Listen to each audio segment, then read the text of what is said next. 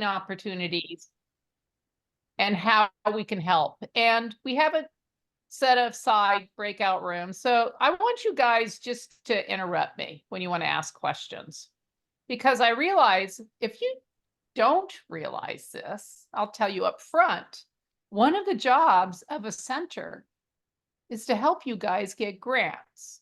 How many of you knew that? Anyone know that besides the fact that I've been told this several times by Celeste? Anyway, that's part of my job, is to help you guys. Primarily, of course, ATE grants, but if you look at the experience of our team, which I will, if I can, okay, slide advance. Let's see, that made it bigger.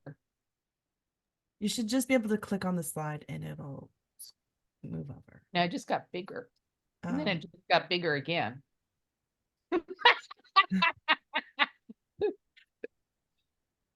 See.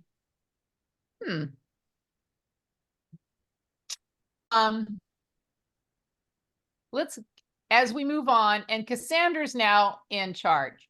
So I don't know, I picked the leadership team for a lot of reasons, and one of them is their grant experience. Now, I'm not going to read this slide to you, but if you go through it and you look at my credentials, Dave, Jim, Russ, Sandy, Yingsu, Terry, Todd, you see we have a lot of experience in grant writing. Now, of course, primarily my area is in NSF, and I did serve as a program officer for 2 years. But you can see from the rest of the group, they have a lot of experience. And they're supposed to help you guys with grants, not only getting grants, writing grants, but even managing grants. So all of the leadership team is supposed to be able to do that with you. So how can we help? I'll tell you, before you write the proposal, we'll talk through an idea with you. Now, I kind of do the same thing now that I did when I was a program officer. Program officers usually ask you to send them a 1 to 2 page summary of what you want to do. And then you can ask for a meeting. That's what Celeste does now. You could all talk to Celeste. Is send her a 1 to 2 page summary, what you want to do, and you think it's appropriate for ATE. And then she'll meet with you. You have to call her and organize this time, or email her, and then talk with her. We'll talk with you about the appropriateness of an idea and the scope of work. What agency would be appropriate for funding, because if it doesn't look like ATE is appropriate or NSF, we might be able to suggest another agency. And then selection of team members. What would make good team members? And even during the writing of the proposal, we'll provide you feedback on it, how to write it and what to include. And we'll talk about mentoring projects that are out there. And then once you write it, we'll read it. Now, the one thing I really like is that if you're planning to submit a grant that's due in October, like next October, like you think about things now, not 2 weeks before the grant is done. I do get a lot of requests 2 weeks before the grant is due. And some people can pull this off. Dave Mikolos has pulled this off a few times. But it's not really the best way to do things. It's better to think of things several months ahead of time before you decide to write and submit. Right now, I'm working on a high school grant for biotechnology. So if anybody's interested in high school work in biotechnology, contact me, okay? Because I've already started working on this grant. Now, once it's awarded, I'll help you with grant management. And I'll help you even picking out dear colleague letters and when it's appropriate to do a supplement on your grant. So I had my very first grant was in 1999, and it was only supposed to go for 3 years. It was an ATE to set up high school biotechnology. Well, I partnered with enough people who paid for workshops, and then my program officer liked what I was doing, that it went for 6 years instead. You know, a program officer can actually increase the time limit for a grant if they think the work is really important. How many of you guys knew that?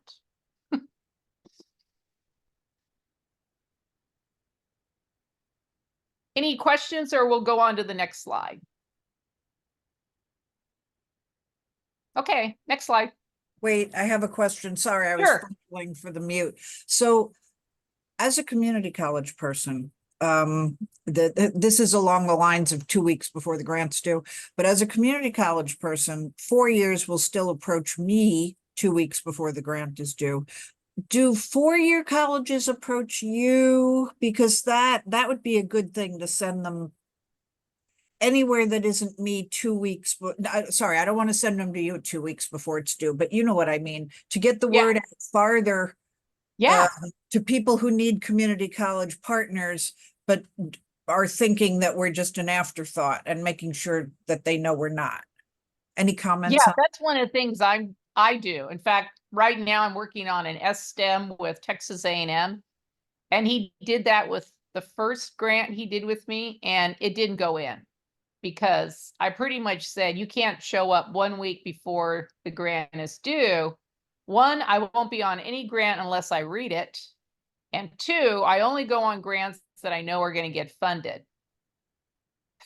So yeah, I have to admit, I do put my foot down a little bit about this, because if I'm going to be represented on a grant, I expect them to give me some time. They need Right. to My respect- question is is this center getting the word out beyond people who already have some familiarity with the grant? We try. We're not always successful. There's quite a few people out there. So yeah, we do try to get this out. Okay, next slide. So let's talk about some of the NSF funding opportunities. So I hope all of you, I know you guys are all busy. I have to admit, to prepare for this presentation, I hadn't been at the NSF site for quite some time. Bad person, me. And so I've discovered even more funding opportunities when I went back and looked up a lot of other directorates and funding opportunities in DUE. So, and you know, ATE is part of the Division of Undergraduate Education. And when I was at NSF, I had to work for 4 areas. I worked for ATE, I worked for STEM, I worked for NOIS, and I worked for what was CCLI that turned into IUs. So I had to know those programs, and that was under formal education. And I also learned about informal education, which is museums and things like that. But then I also spent time in the biology directorate too. So spending time in other areas of NSF is actually worthwhile. Okay, next slide. So how does it happen? Well, you form ideas, you think of your team, you may identify an NSF program if NSF is appropriate and not Department of Energy or Department of Labor or EDA or Department of Education. One thing you all have to do, and it's in the solicitation for ATE, you have to search for previously awarded grants in the area that you're interested in. NSF expects you to look up anything they may have something to do with your idea.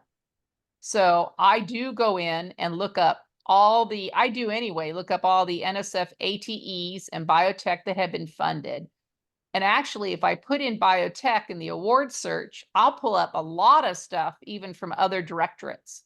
And it's kind of interesting to see what other people are doing in other directorates that have to do with biotech.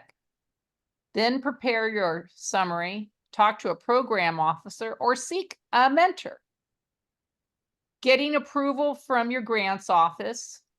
So I should tell you something really interesting. When I came back from NSF, they actually pretty much assumed that I couldn't write an NSF grant, because I would try to get approval for an NSF ATE, and they said, well, you don't know how to write that. And I would go, I worked there. Oh, is that why you were gone for 2 years?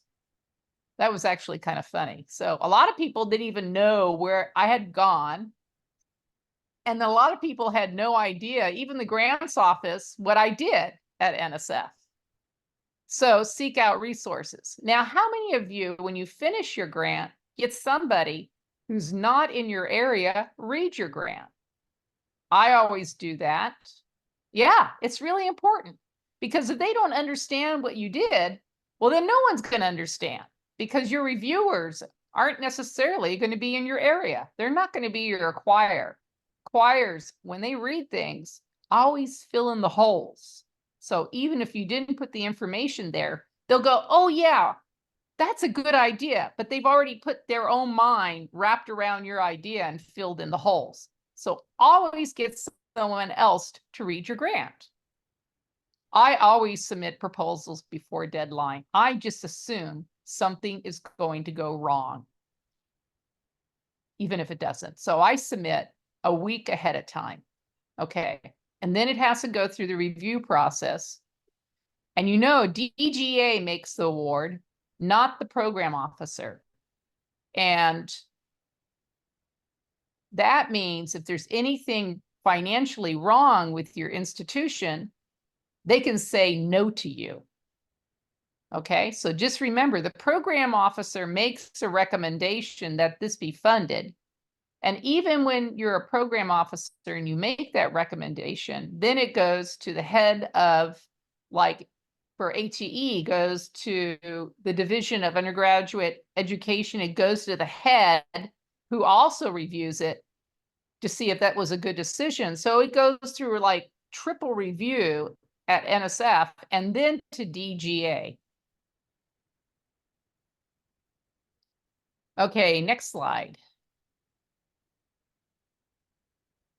So funding mechanisms, solicitations. Now, I don't know if any of you have paid attention to ATE, but right now that is an out-of-date solicitation that's at the website. Guess what? What's really wild? If you have anything you want funded, like there's something that Todd and I need funded, it is a special project, we can't even get it funded until Celeste puts up a new solicitation. So right now, she is in the process of preparing a new solicitation. Hint, hint, if there's anything you think should be different, this is always a good time to let Celeste know. And it's a very stringent process for writing a solicitation. I was involved with that. So the program officers will prepare a draft, but it goes through a lot of revisions throughout NSF before it's accepted. So dear colleague letters, how many of you have ever submitted to a dear colleague letter? They're really worthwhile paying attention to. And you can go at the NSF site and search for dear colleague letters. Because if any of you have an NSF grant, you're probably able to respond to a dear colleague letter. And you can get funding then in addition to your award for some other activity that you think is important. So if you haven't been paying attention to all the dear colleague letters, you should really look at them. Next slide. I was asked by Ying Su to talk about supplements. So if you look up the formal language from the PAPPG for supplemental support, this is a direct quote from the PAPPG. Okay. In unusual circumstances, small amounts of supplemental funding and up to 6 months of additional support may be requested to assure adequate completion of the original scope of work. So if supplements are followed to the letter of the law, that is what a supplement is. Now, we've noticed sometimes program officers are a little bit more lax about that. But a supplement is not supposed to be asked for until you get towards the end of your grant and you realize you do not have enough funding to finish a goal, a task. They're not supposed to be a brand new task, a brand new goal, or a brand new idea. You don't get a grant and in 2 months, I'd like a supplement. Okay. So, however, I have seen people like Russ Reed get supplement after supplement for something that has to do with his beta grant. He continues the work. So there are things that can continue some of the work that you already started on your grant. And if a program officer thinks it's a good idea, might fund you for that. But you have to talk to the program officer, and it cannot be at the beginning of your grant for a brand new idea. Okay. We have a couple of questions in chat. Sure. So Lori asked, do you have to have an existing grant in order to respond to a Dear Colleague letter? Yes, you do. And even when you read the Dear Colleague letter, if you have an existing grant, that Dear Colleague letter will tell you what NSF grants are appropriate for the Dear Colleague response. So it's not every NSF award makes a Dear Colleague letter appropriate for a response. So you have to pay attention to that. And then Elizabeth asked, what is the definition of small in the context of supplements? Well, I can tell you it's way less than what I got a supplement to do the meeting in DC. So not $400,000. Okay, that was a little much. And Celeste was just really nice about giving this money to me, to be quite honest. So I will just upfront say, don't think it can't be as much as a big grant. Okay, it's 50,000. Okay, that would be more like it, or 20,000. It's a small amount of money. To be honest, she could have said no to me, but she really wanted that meeting. So it was easier to do that than a special project. But no, it's not a huge amount of money.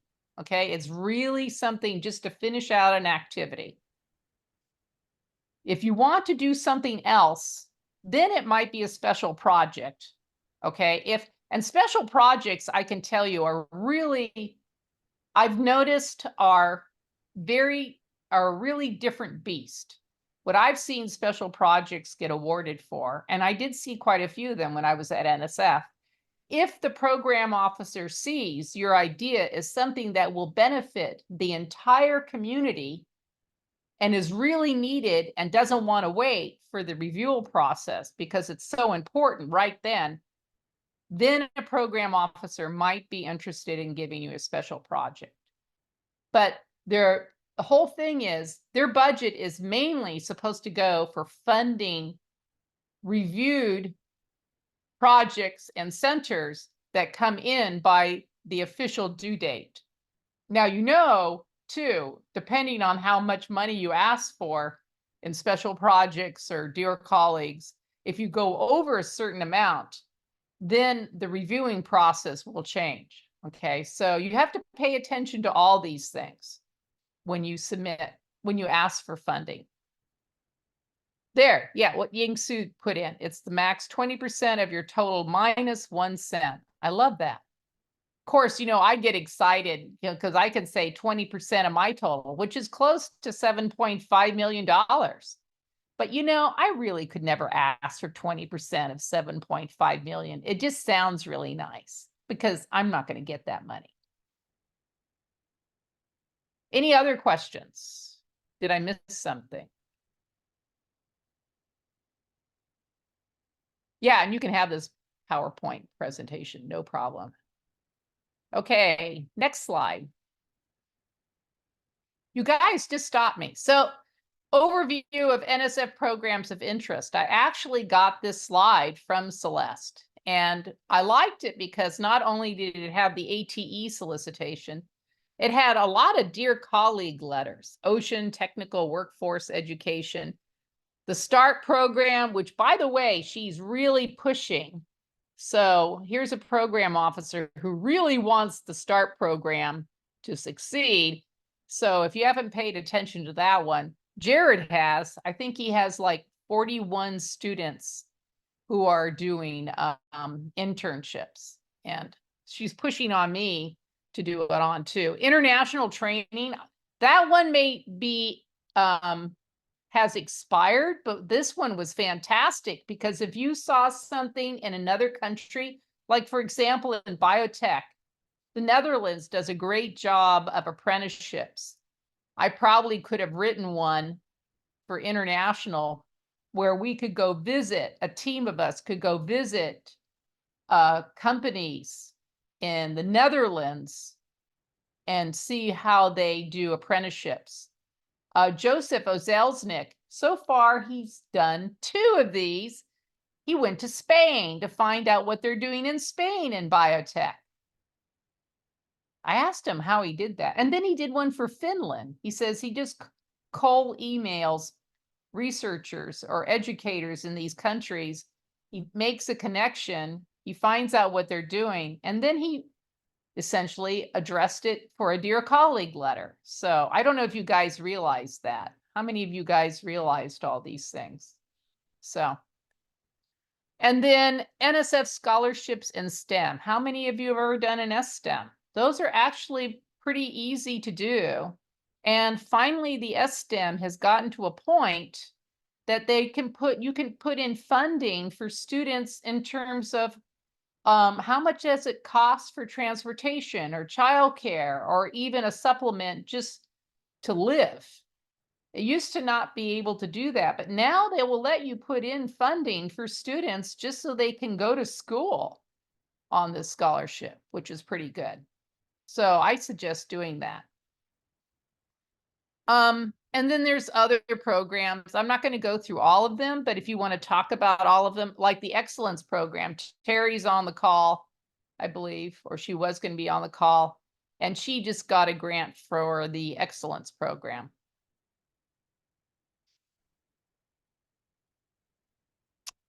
Okay, next slide. There is one new directorate that I do want to talk about a little bit. So how anybody knows about the new directorate, Technology, Innovation, and Partnerships? And they're responsible for the engine grants that are now being funded. They like to combine economic development, research, and education. I think if you haven't checked them out, you should, because everyone who's involved in state teams, I read this, I read what they're doing, and it's exactly what the state teams should be doing. It's all about ecosystem development in the area of workforce and research and economic development. So I thought this was written just for our state teams.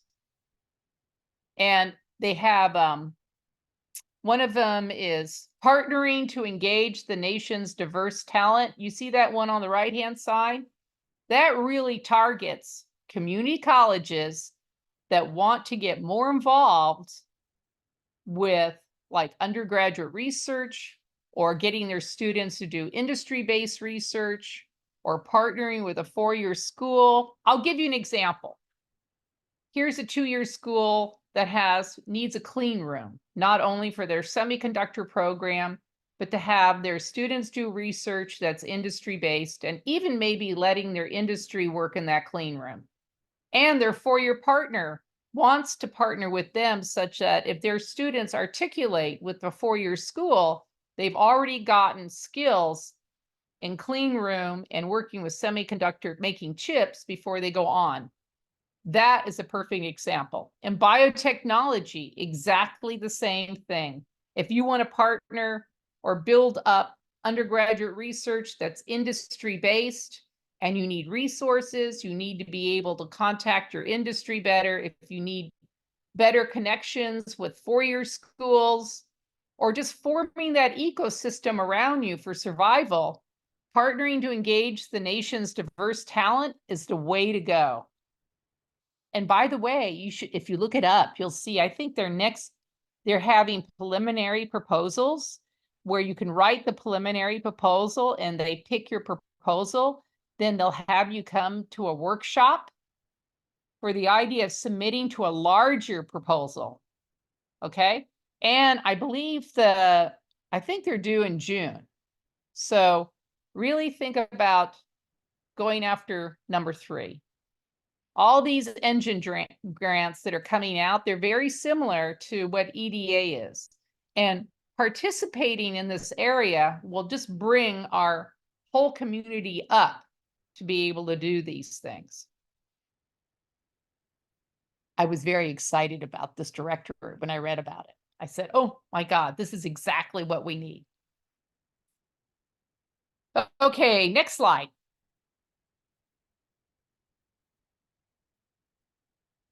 So remember, in ATE, industry, high schools, 4-year institutions, 2-year institutions, and 2-year have to be in the leadership. They don't have to be PIs, but they have to be co-PIs. And the school has to be involved. You can't just have a 2-year person as a co-PI and they're like consultants. The school has to be involved. Okay. And the one thing is, this is even more important now if you look at the fact that career pathways are being emphasized. So this idea, high school to 2-year to 4-year and in and out with industry. There's so much that makes the ATE program, and also the fact then it partners with the TIPS directorate that's brand new. Next slide.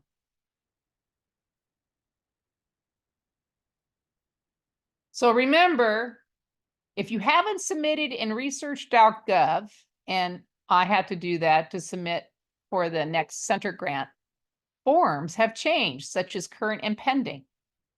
It is, I think in the end, it'll be smoother.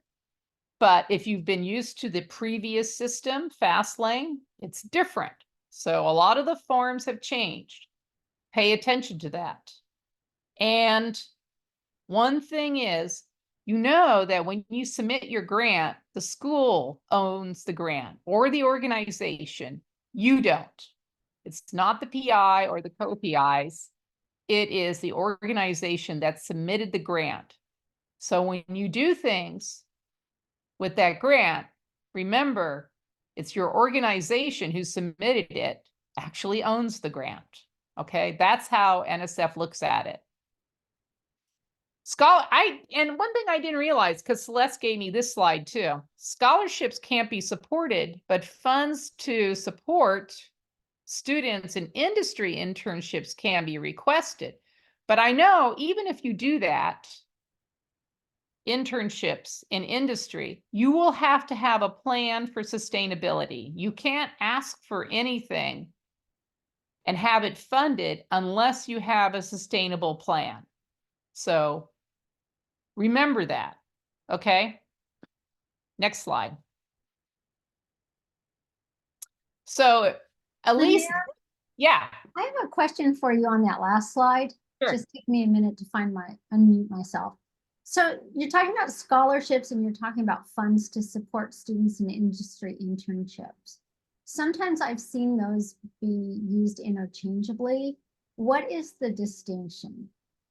Yeah, that is a really good question. And I think what it is, it's like if you're working with an industry partner and you're developing a relationship with them, and as part of the grant, you're developing that pathway into that company, that initially to develop a really good partnership with that company, the grant will pilot activities that include an industry internship, with the caveat that once that pathway is established into that company and the grant is working to establish that pathway, then the company will have to pick it up or the school will have to pick it up. So a lot of things, if you're piloting something in a grant, such as that involves like internships in industry with specific industry or companies, then ATE will pay for it, but then at the end of the grant, they have to pick it up. So like, I'll give you an example. if cell therapy companies move into my area and I want to develop a particular pathway into cell therapies, which probably would mean I have to do a new course. Well, I have to sit down with them, see what their needs are, develop competencies, possibly develop a new course. And as part of the whole experience, they have to go off and do internships in that company. And I have to develop the parameters for those internships with the industry. I could get those paid, right? Because it's part of a new pilot project, right? But then I would also have to put in the grant. At the end of the grant, industry or the school's going to pick this up and get a letter of commitment. So piloting things. But, you know, it is kind of interesting to me that they say she said yes to this, but not yes to the idea about recruiting students in school, and we get ATE to pay for internships for students to be in the program, even though it's piloting. But hey, she said yes to this. Okay. Yeah, you could refer to this. You can refer to this slide. In fact, if you want, you can refer to this slide if you talked to Celeste and said, well, you said that in a slide. So, okay, so if I'm to understand that this is for something that's transitional in terms of building out something sustainable that a company or college is going to pick up, but it's not a source of funding like scholarships typically are in grants. Right, exactly. And you said it better than me. I like that. Perfect. Thank you. Okay. Next slide. So at least these are the tracks right now. Small projects, and they're supposedly funded at 50%. I'll have to look at the statistics. Projects, that's good. 650,000, not bad. ATE centers, it's 5 years, but then you're allowed 5 more years. And then, like, I just submitted ours, and we get 5 more years. And then after that, I will also have to submit to be a resource center, because then ATE centers transition after 2 5-year stints into a resource center. Did you know that it's actually supposed to be very competitive, in that someone else could have submitted a biotech center this year and then I'd have to compete against them, but no one did that I know of, that is. Anyway, it is a competitive process. That's what I'm always trying to tell you. Don't assume that when centers get funded for one stint, that they're automatically funded for the second. They're not automatically funded. There is no ditto in NSF. Remember that. And then the Consortia for Innovation. How many of you have done a consortia grant? Those are up to $3 million, okay?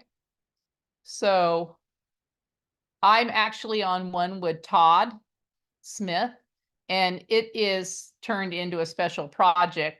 We won't bother to tell you, but if you're interested in for Consortia for Innovation, please talk to us, okay, about it, okay? And then applied research. Have any of you ever done applied research? You know, ATE or workforce is a rich area to look at certain things in terms of applied research. And there isn't a lot of proposals in this area. Can you think of some of the questions that you could ask? I'll give you an example. That one that was funded was they asked about the economic impact of ATE program. Economic impact of ATE. Have you thought about that?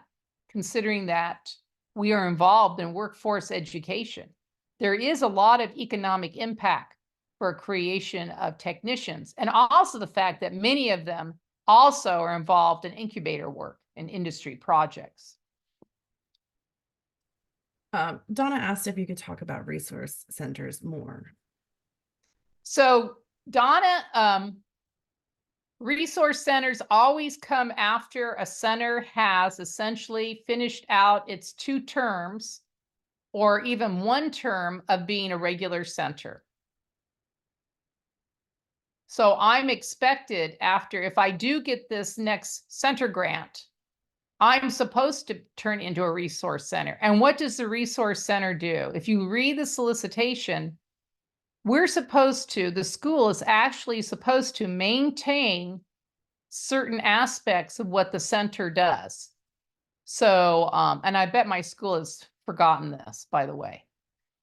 So for example, maintain the website, maintain a curriculum clearinghouse, maintain other services to the nation.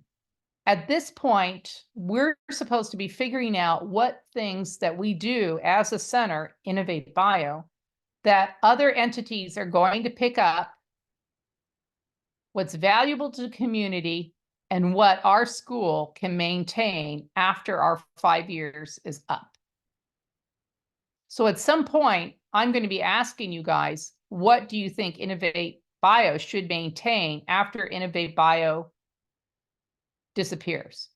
So after InnovATEBIO disappears, another center has to be funded and may or may not do what we're doing. They may do something different. I hope they don't do something totally different, but that will be up to the next center. They won't keep the name InnovATEBIO. They'll be funded elsewhere, because remember, after 10 years, the center has to move to another college, and they have to serve the community. Now, what's really interesting, I will tell you, I'm not going to start a nonprofit. If you've noticed, some of the centers that have expired they've continued on, or they've been absorbed by other centers. Do you notice how many PIs for centers have been absorbed into other centers? Look at the one that works on robotics that is up in Maine. He essentially, a lot of his leadership team is actually previous center PIs. And then the fact is, Mike Lasecki used to have a center in semiconductors. Now he works with Hope out of Cord. So, and his center has disappeared totally. So, and then if you didn't realize it, the Process Tech Center that's in Texas actually commercialized a lot of what they're doing, and they're selling their curriculum and their services, and Texas has absorbed it. And look at FLATE. What happened to FLATE? It was absorbed by Florida, the state of Florida. So those are the kind of things that happens to centers once they expire. Does that answer your question?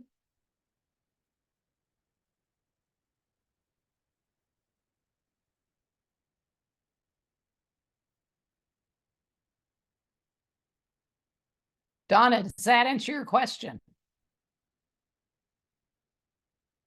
Yes, it does. I just Question. want to know, like, what kind of resources were they? I had a misunderstanding of what a resource center might be. Yeah, it'd probably be better, instead of having separate arrows, they have the ATE center and then the arrow go to the resource center. The other one is Maggie Bryant's. What does she run? Bioman. And essentially, she didn't get her resource center, but if we get our next grant, we're going to help her continue her website. InnovATEBIO will continue the Bioman site because it's too valuable of a resource to let go. Lina, I had a question. Sure.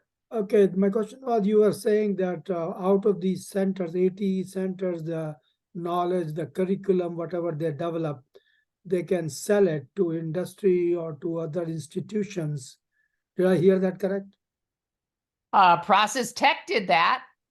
Okay, my question was, where does the money come in? Does it come into the center, but center may not exist afterwards, but goes to the people who did the work?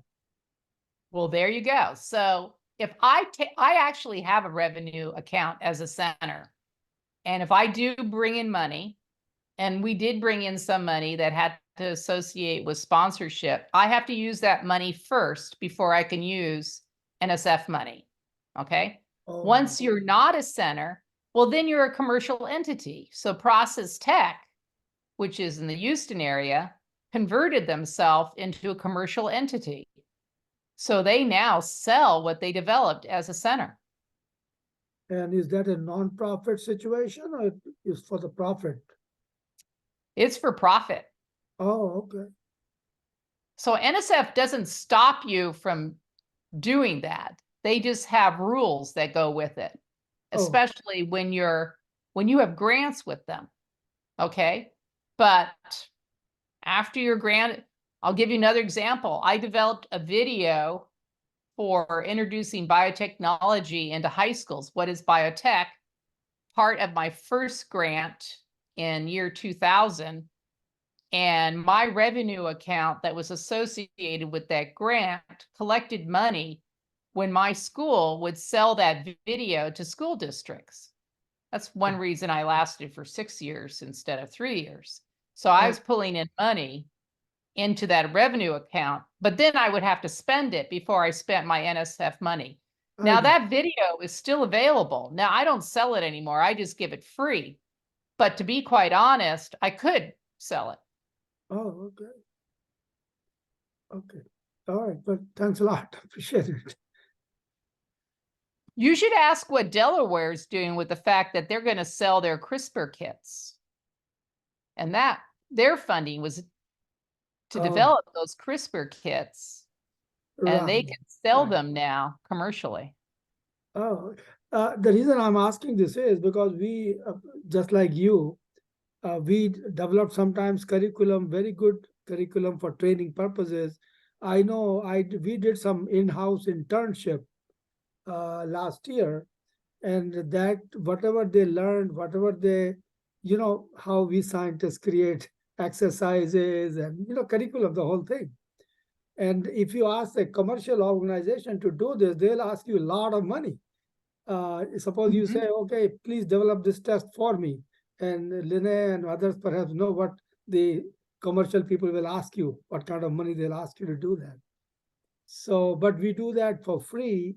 And I think now that I'm learning from you here is that that can be a source of revenue for the institution.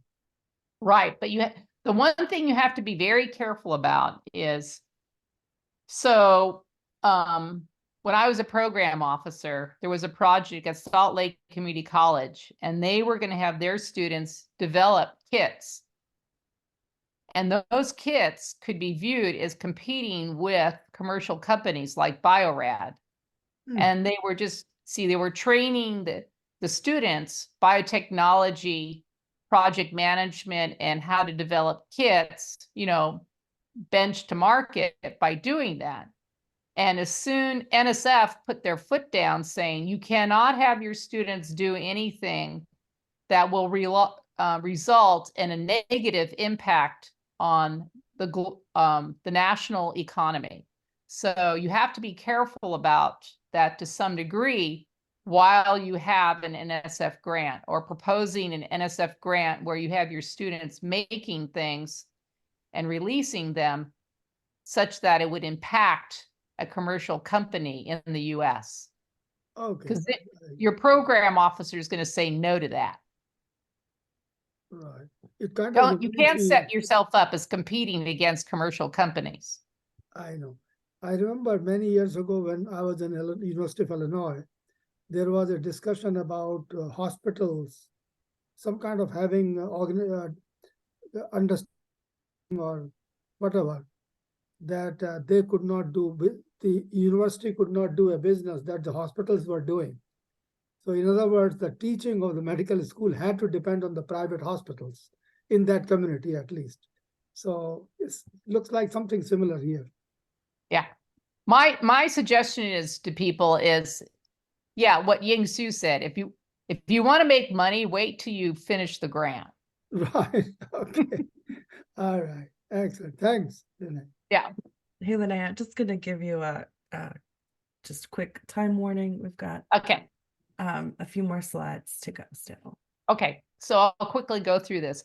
So one thing I've noticed, and then program officers have noticed, remember the solicitation supersedes the PAPPG.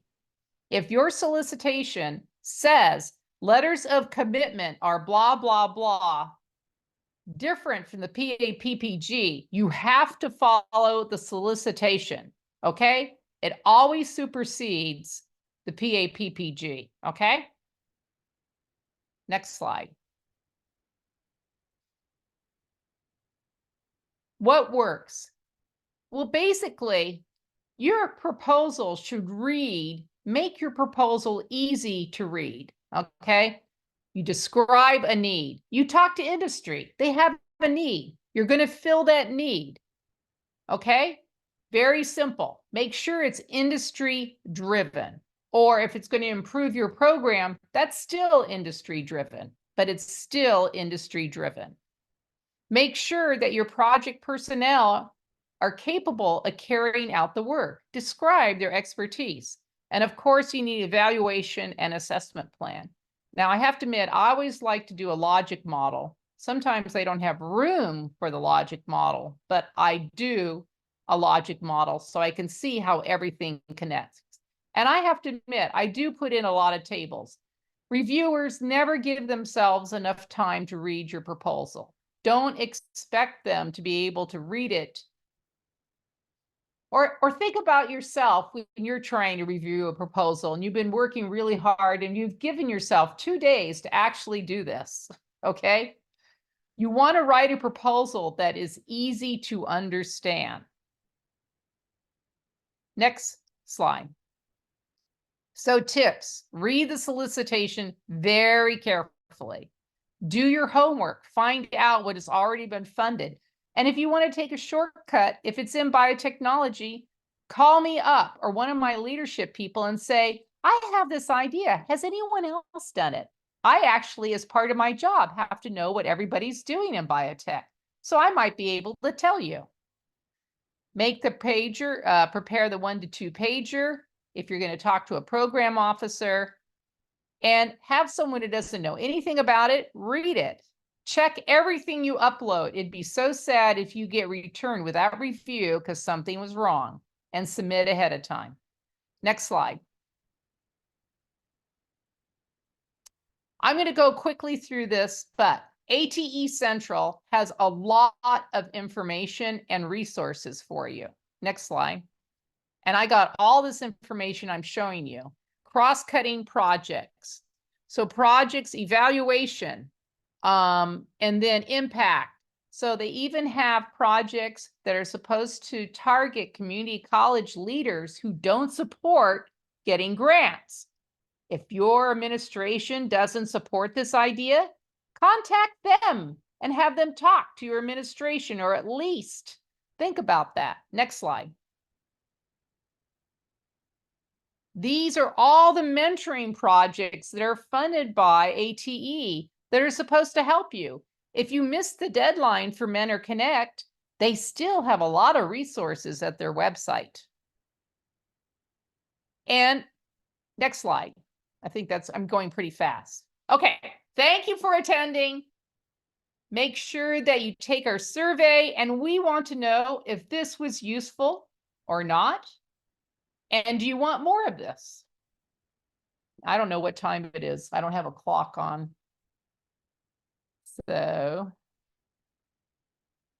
how many more minutes do I have, Cassandra? Sorry, I 8. couldn't find my unmute button. You have 8 minutes left. Okay. So anyway, take our survey. Is there any last minute questions or anything else that you want to ask?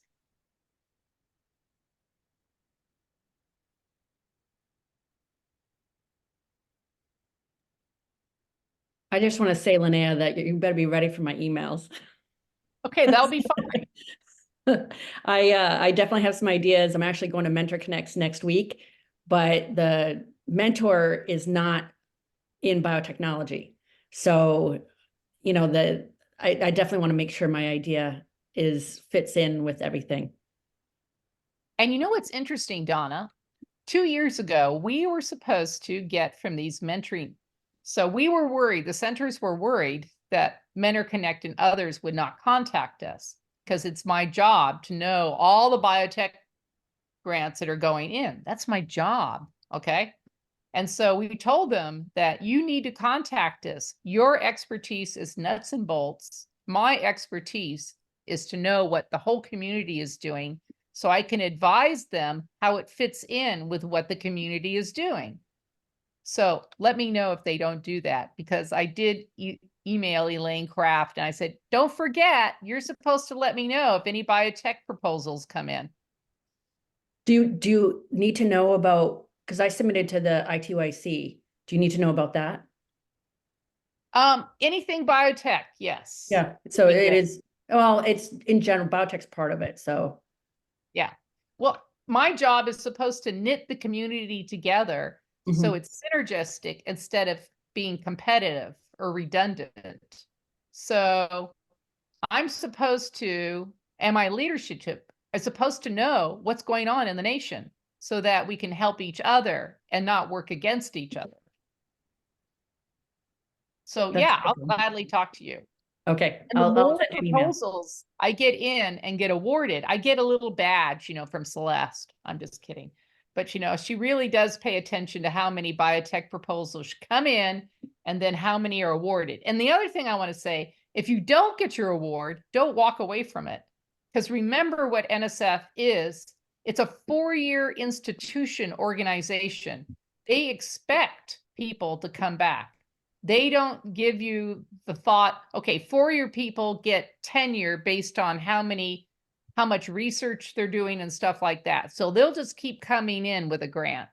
2-year people don't do that. So too many times, 2-year people just submit once. If they get canceled, they don't come back. Where NSF actually thinks it's an important learning experience almost to have them fail the first time. Not sure why, but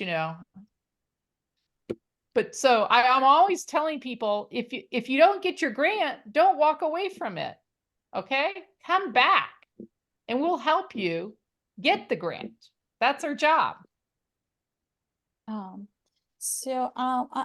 really curious. The 2-year institutions also have a non-credit arm of the biotechnology to develop the workforce for biotech areas and stuff. And my specific question is there any specific solicitation or areas which will support the collaboration between credit and non-credit at 2-year institutes to really, come up with nice ideas to bring something new in the biotech? So ATE only supports credit, Mhm. but I've gotten around that in that I have both credit and non-credit. I used to have credit and non-credit sit in the same classroom.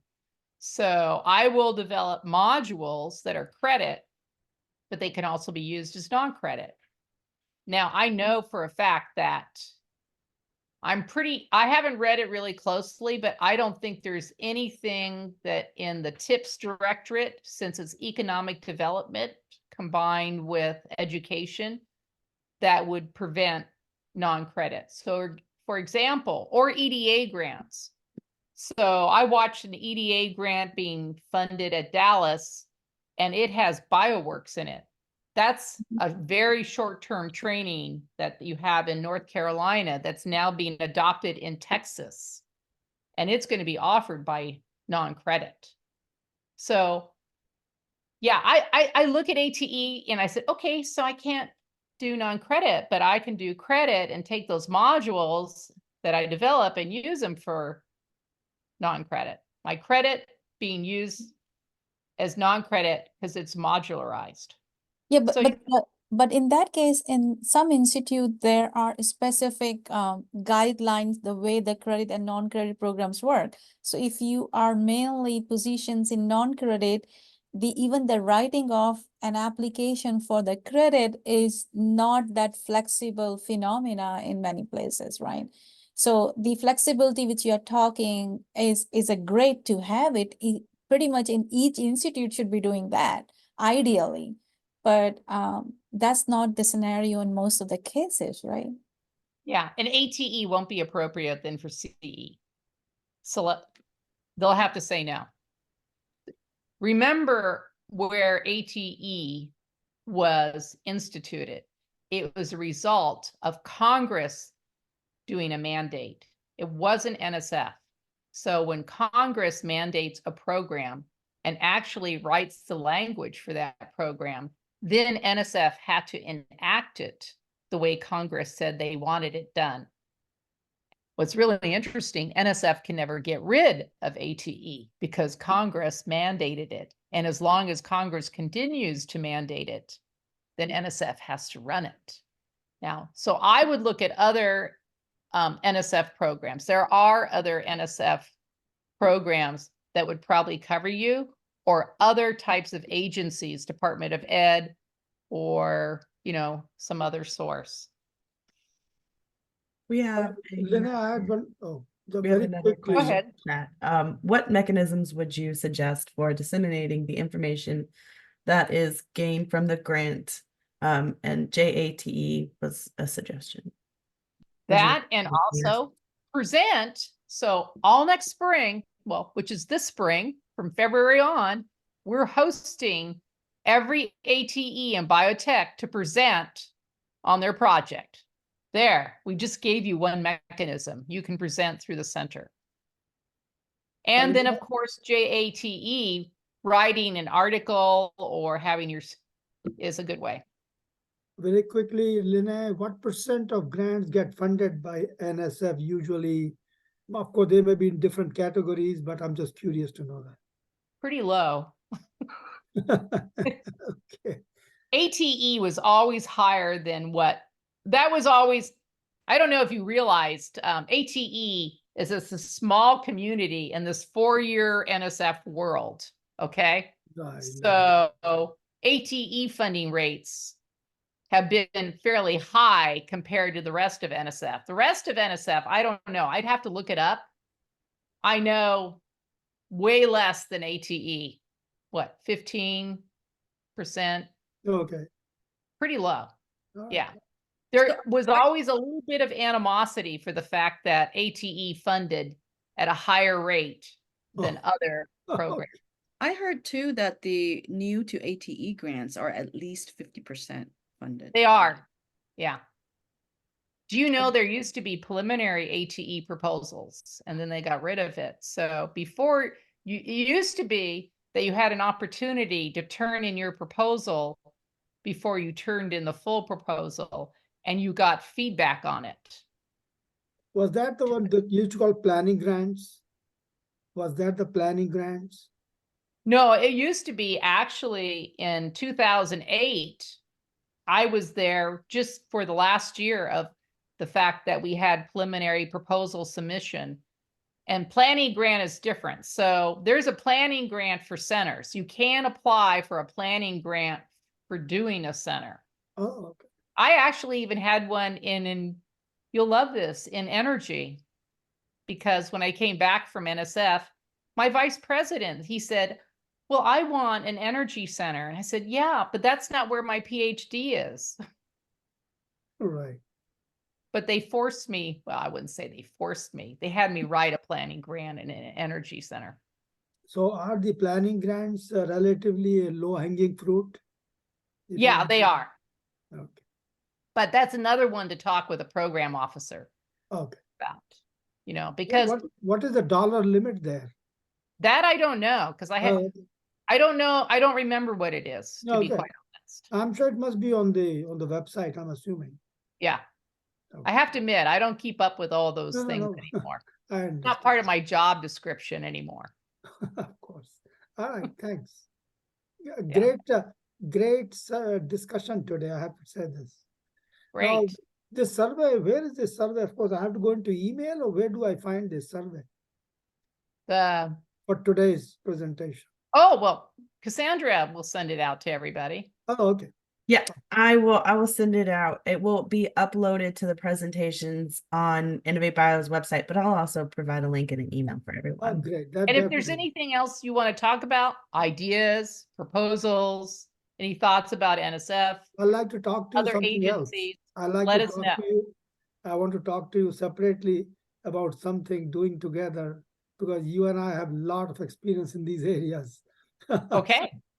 Well, you know, I still have lots of ideas. That's what's bad. I'm just waiting for my grant offices to tell me, okay, we've had enough of your ideas and your Oh. grant. All right, excellent. Okay, thanks. Good night. My But email. I'll help everybody else. If you And don't email, me, I forget- can set up a meeting. Yeah. And don't forget, if there's anyone is interested in high schools, the pathway, let me know, because that's my next area that I'm going to be, I'm focusing on the high school hub now, because every one of my hubs has to find their own independent funding. So I'm going to help. I just wanted to say thank you so much for this. It was super helpful. I'm part of the Mentor Connect next cohort also, and we are going to be doing a biotech grant. So I will definitely be reaching out to you and hopefully being able to get some more ideas and make sure that we get a successful grant proposal submitted. Right. You know, my theory is I don't submit anything unless I know it's going to get funded.